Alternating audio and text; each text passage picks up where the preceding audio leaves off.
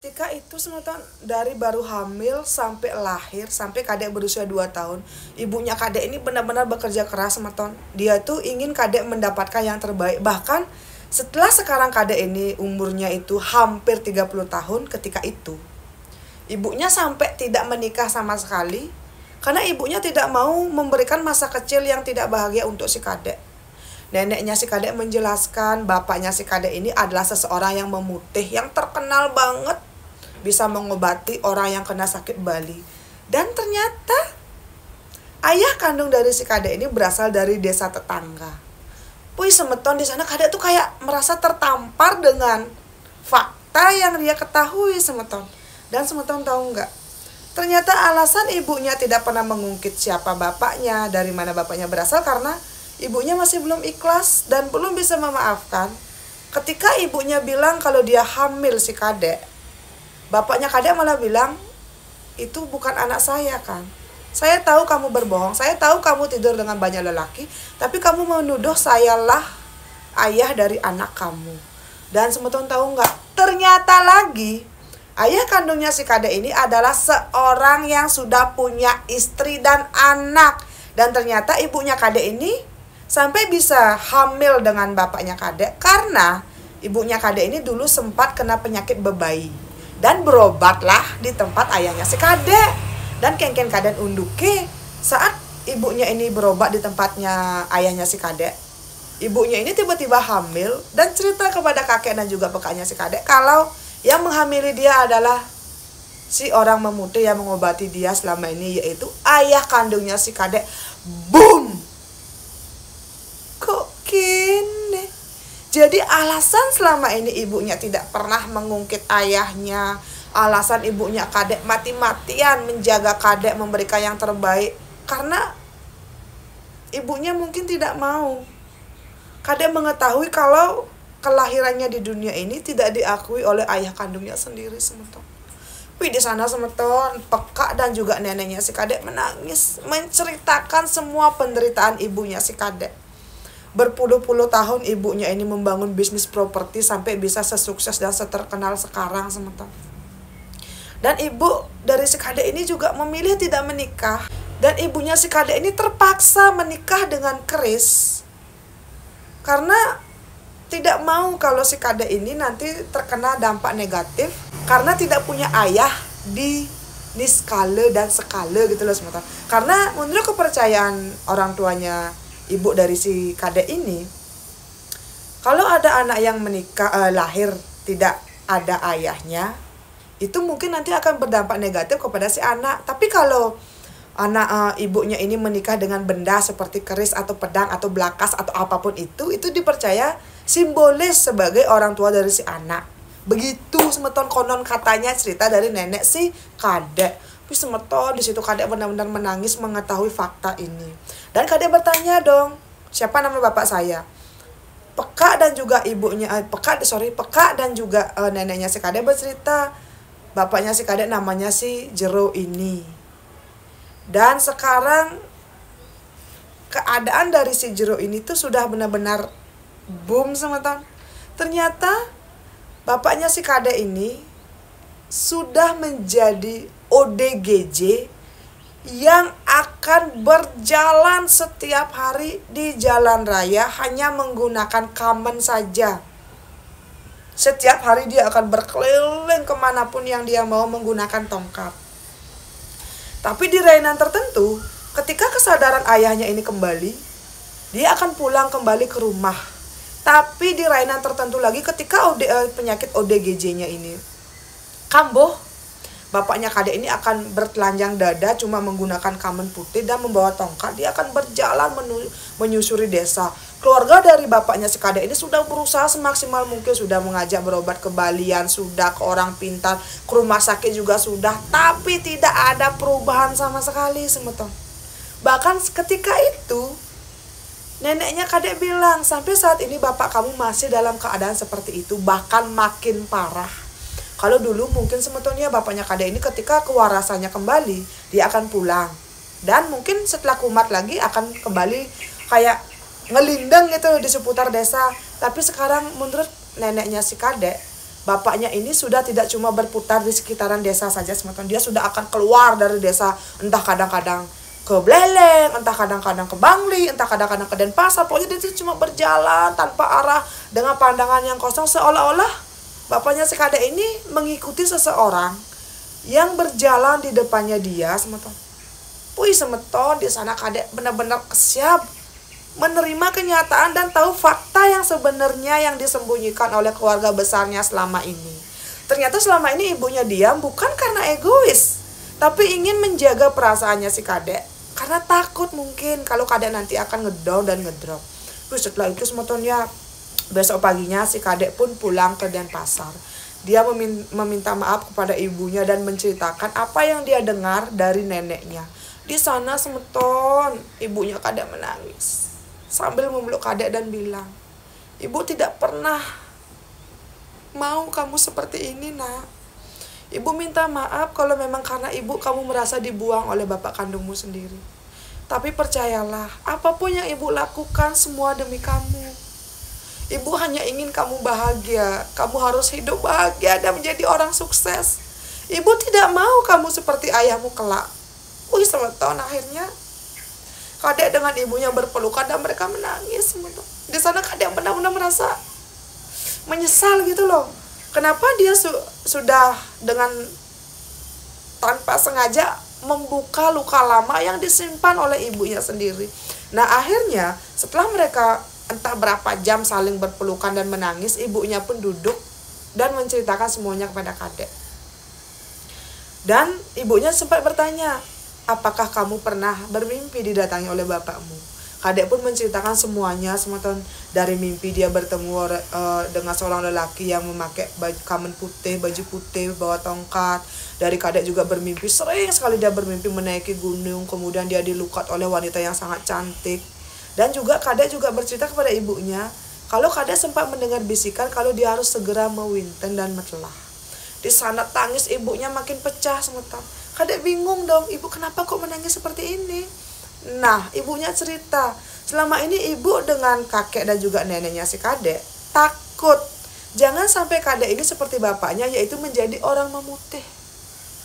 Karena ibunya ini tidak siap melihat anaknya yang masih muda harus memutih, dan takut nanti nasibnya si Kadek akan seperti bapaknya, yaitu menjadi ODGJ.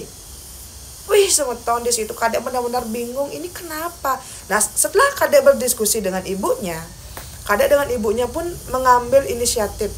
Beberapa hari lagi mereka akan pulang kampung dan akan pergi ke tempat orang pintar untuk bertanya, apa arti dari mimpinya si Kadek selama ini. Waktu pun berlalu, semeton Kadek, bibi, kakek, nenek dan juga ibunya pun pergi ke tempat orang pintar. Di sana mereka mempeluas. Dan ketika mereka mempeluas ini, terlihat memang benar semeton. Kadek ini sebelum umur 35 tahun harus sudah mewinten dan harus tinggal di kampung karena dia itu akan ditakdirkan menjadi orang yang memutih.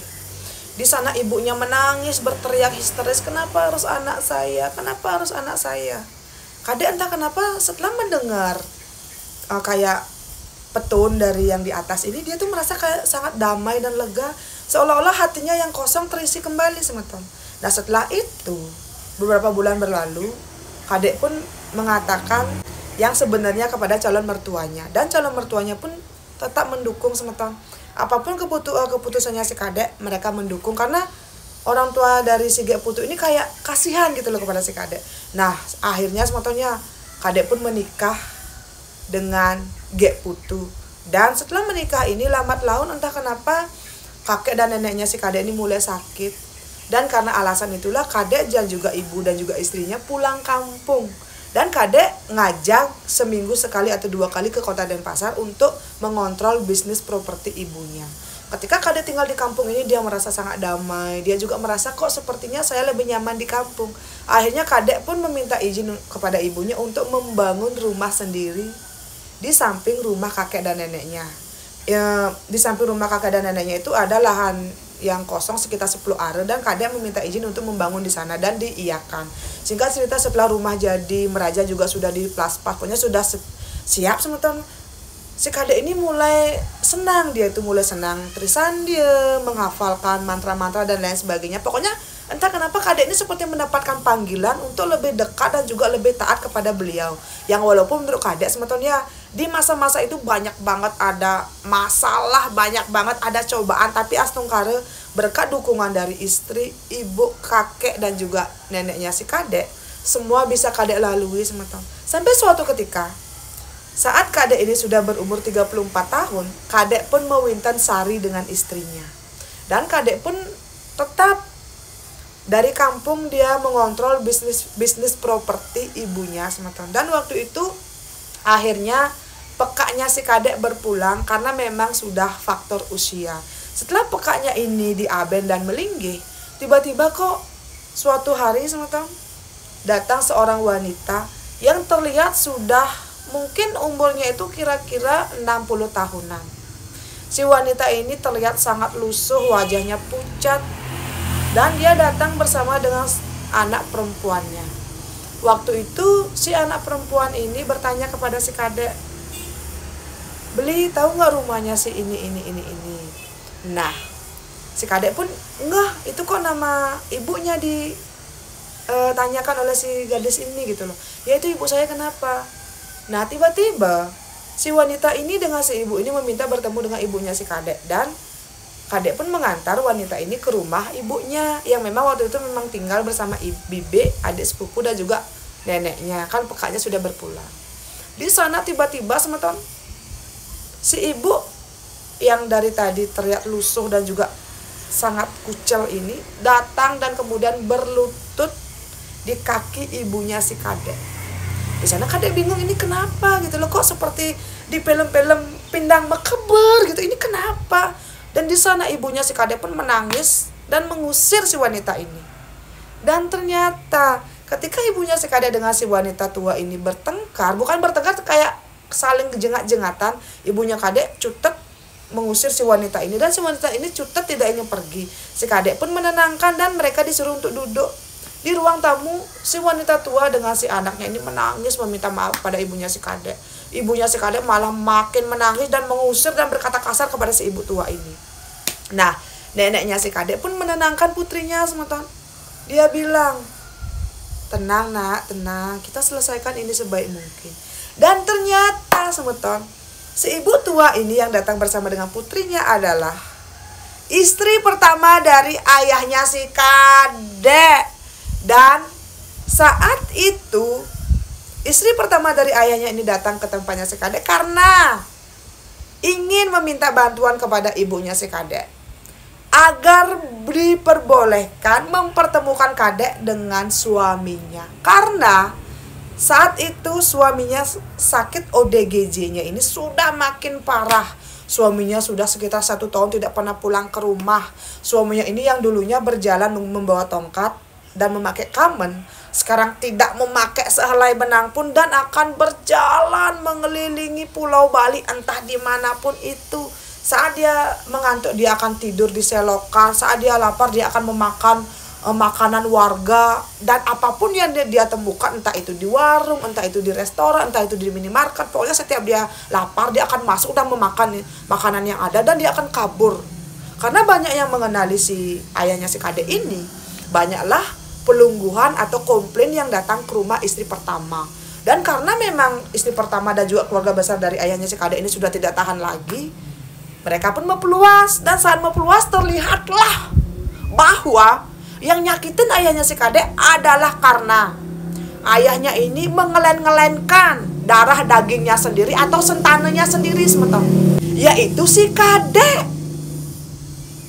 Setelah 30 tahun lebih, barulah istri pertama dari ayahnya si kadek datang dan meminta maaf kepada ibunya dan memohon-mohon agar diberikan kesempatan untuk si kadek agar bertemu dengan suaminya dan dibuatkan banten pengakuan kalau si kadek ini memang benar darah daging dari ayahnya. Boom! Di sana kadek menangis dan dia menatap ke arah ibunya sementara. Dia melihat wajah pucat ibunya yang selalu ada untuk dia, yang mengorbankan masa mudanya sampai tidak menikah untuk dia.